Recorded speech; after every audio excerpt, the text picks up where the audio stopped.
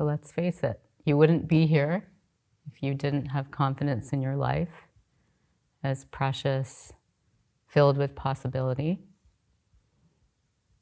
So it's time to turn up the flame on that insight. And you wouldn't be here if you didn't recognize the capacity for great love inside of yourself.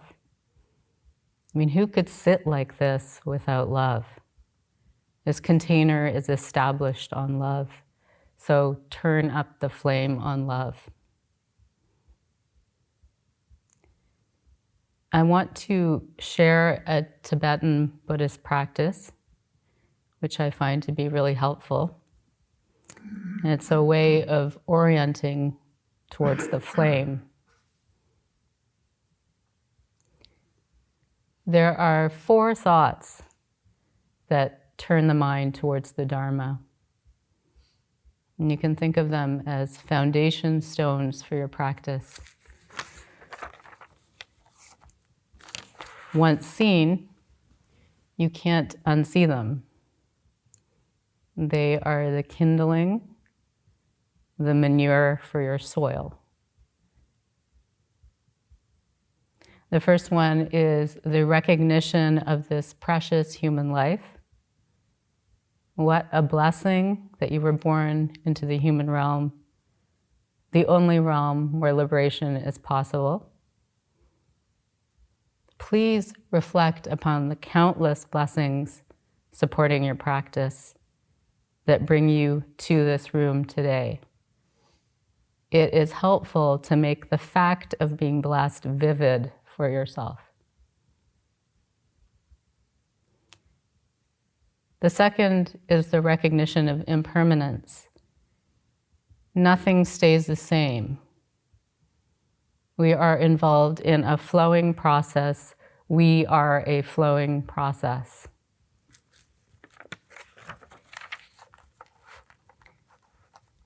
The third is the recognition of dukkha. So easy to see, the stress and suffering of our own minds and the world. The fourth is the recognition of karma. What you do really matters. What you don't do really matters. And Sesshin is the perfect laboratory for studying these 4 thoughts, because this container that we are holding so diligently together gives us front row seats on how we come to be.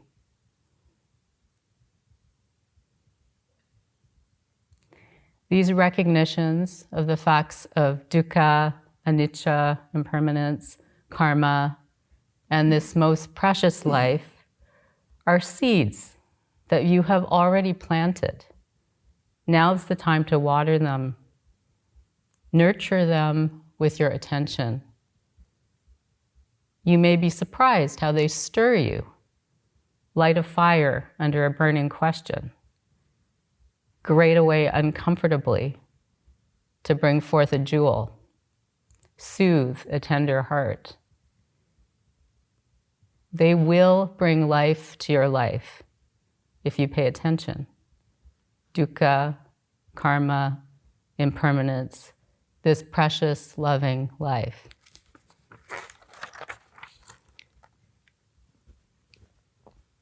In the Theravadan Buddhist tradition, they mix these 4 terms into one feeling, which they call samvega. This is the feeling state that came over Siddhartha Gautama when he journeyed outside the safety of the palace gates.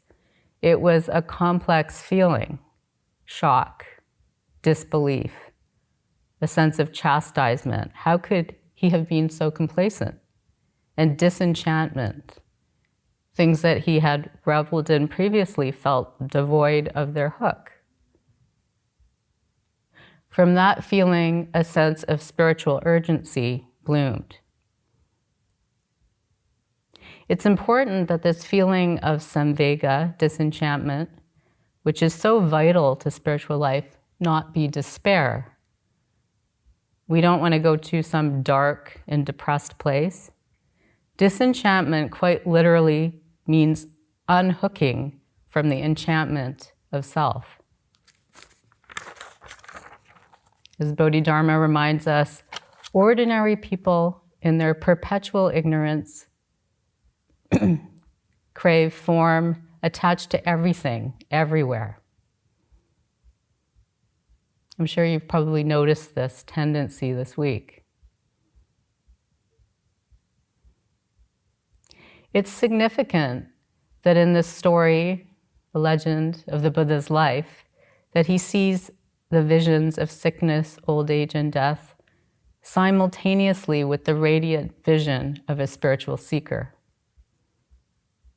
In this fourth sight, he is filled with a sense of being touched, of possibility.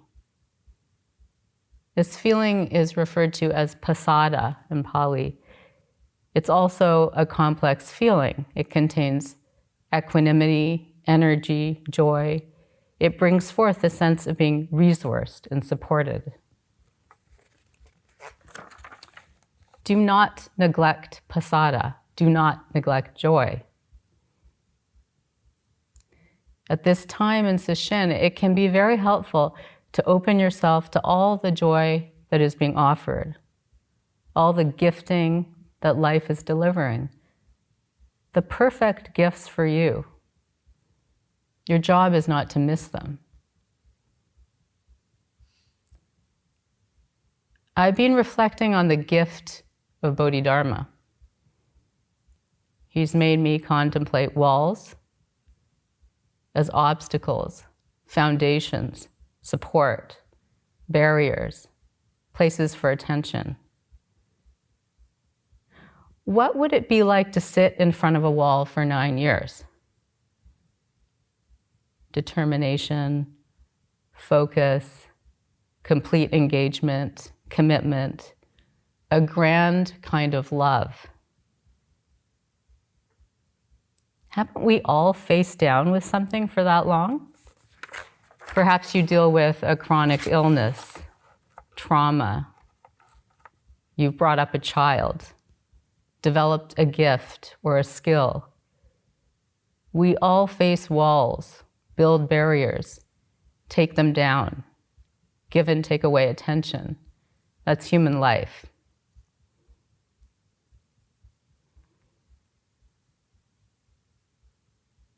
I've also been contemplating Bodhidharma's arduous journey. Imagine traveling from India to China at that time, a rough road. Haven't we all stepped out of our comfort zones, being compelled to engage, share deeply? Isn't that what we're doing right now?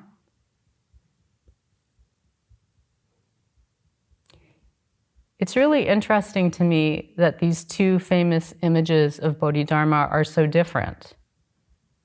One static, sitting, immovable, facing a wall. One moving, going places, engaging, with things to share.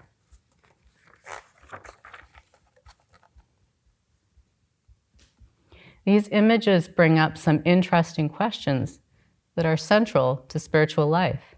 Maybe you're chewing on these right now. Do we do something? Do we do nothing? Effort or relaxation? Engaging, relinquishing? Picking up or putting down? Let's go back to Bodhidharma's text. 2 entrances and 4 practices. He says, to enter the great way, there are many paths, but essentially, they are of 2 means, by principle and by practice. By principle is the experience of being non-discriminative, still, in alignment with the flow. In this way of experiencing, there are no problems. Everything is okay. But for most of us, this is not the experience of our human life. When we sit down, we begin to feel the mind churning, tension in the body, a feeling of aversiveness, discord with the way things are.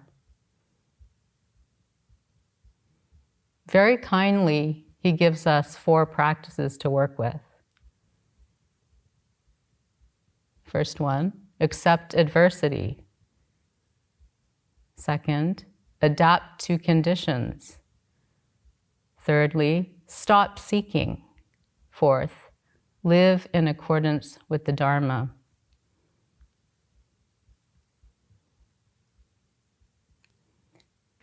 What you probably notice is that his advice falls on the side of non-resistance, not doing. He says, accept, adapt, stop. And why is this? Because he's really concerned about us continuing to make karma. This is how he views the human predicament. For innumerable kalpas, I have pursued the trivial instead of the essential, drifted through all spheres of existence, created much animosity and hatred, maligned and harmed others endlessly. I am reaping the karmic consequences of past transgressions. In another passage, he says, sentient beings are steered by karmic conditions. Suffering and joy are experienced together as a result of causes and conditions. Any reward, blessing, or honor is a consequence of past causes and is gone when the necessary conditions are exhausted. In another passage, he says, all forms change with karma. For him, this question of karma is a very serious consideration,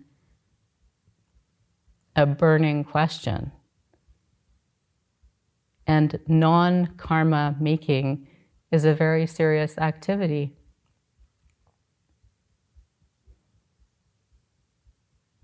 He is a part of a long line of spiritual practitioners in India who have taken non-harming as a central concern of spiritual life. You probably know about the Jain tradition where people pay great attention not to kill, being very careful where they step, even wearing masks on their face so they don't breathe in inadvertently an insect.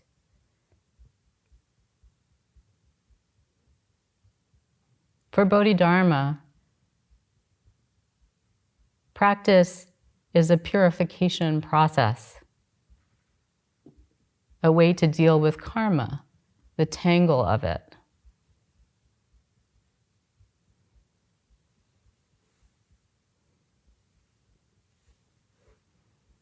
In his view, we really don't know the full extent of who we are.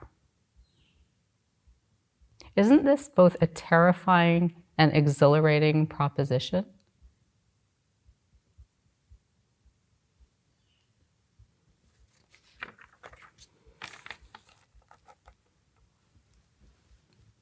Let's go back to the episode with Emperor Wu. Emperor Wu summons Bodhidharma to his court and asks about the highest meaning of noble truth. Bodhidharma answers, there is no noble truth. The emperor, getting a bit frustrated, asks, who is standing before me? Bodhidharma says, I do not know. The emperor then asks about how much karmic merit he has accumulated from ordaining Buddhist monks, building monasteries, having sutras copied, and Bodhidharma answers, no merit. Just to set the context, in the Buddhist tradition, Dana is often given as a means of accumulating merit for yourself and your loved ones, a way of building up good chits in the bank for good karma. This is a very common exchange, and it has helped sustain the lives of bhikkhus and bhikkhunis in Theravadan countries for thousands of years and continues today. But Bodhidharma says, no merit. Emperor Wu is taken aback, says, who are you to say that? Bodhidharma responds, I don't know.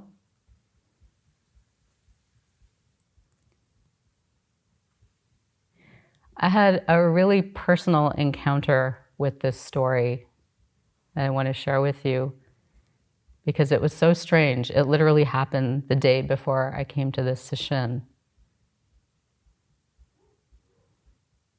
I have been feeding a bhikkhuni for many years who lives in Vancouver. Is trying to uphold her vows despite being separated from any monastic context. Very challenging. So there are a few of us who are feeding her. And there's another Sri Lankan woman who is helping out. She's very devoted and brings dana, I think a few times a week. In a way, I knew about her, but had not met her. But at the door of the bhikkhuni's house, we crossed paths. This is when she told me that her 29-year-old daughter was diagnosed with a very aggressive brain tumor that has literally transformed her back into the state of being a child. She now needs to be bathed, washed, and have her mother sleep with her. Being a mother myself, I could directly feel this kind of suffering. And this question came up for me, how could this be happening to her family? This dedicated Buddhist whose family has been supporting the Dharma for generations.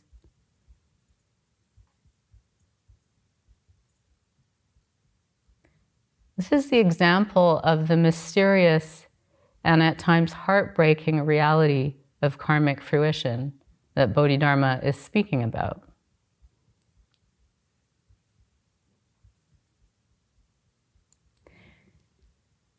Because we don't know the full extent of who we are, there is no place of complete safety. So what do we do with this tangle of a life where we could be blindsided at any moment like this mother? Truly, how do we keep living?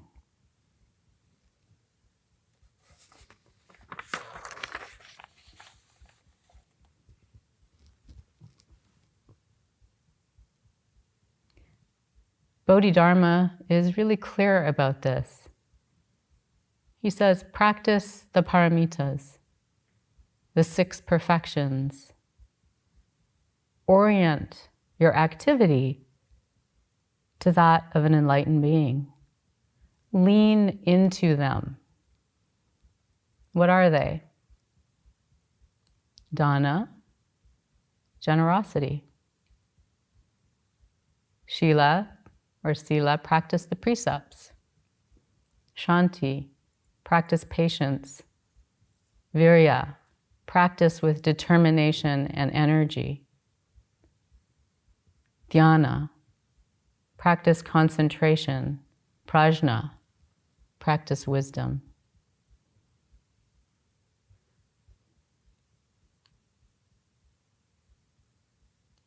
Bodhidharma says, practicing for the sake of removing impurities, one liberates others without being attached to form.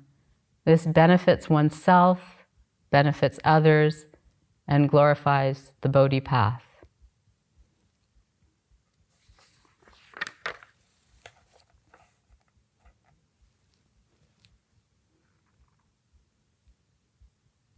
The other side of the matter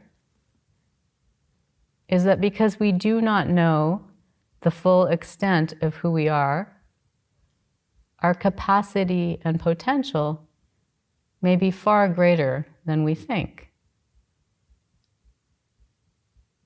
The extraordinary thing is that this mother continues to bring food to the bhikkhuni. Her resilience and faith are remarkable.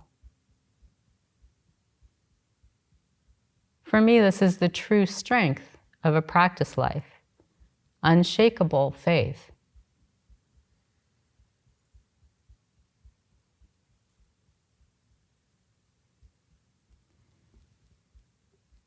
So Bodhidharma faced off at a wall so we could stretch deeply,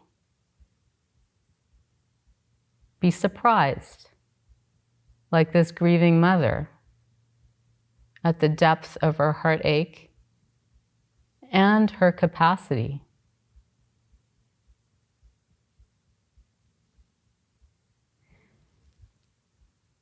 But he would not have been able to sit there if he were just frozen in pain or a lump of dead wood. This was a human in direct contact with his full aliveness.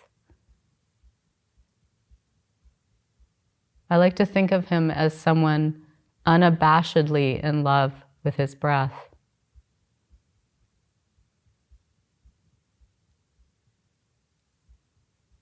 He could feel its compassion, its great ability to encourage, comfort, direct. And he listened to it, oriented with the flow, all the way to China, to Japan, to here, to now.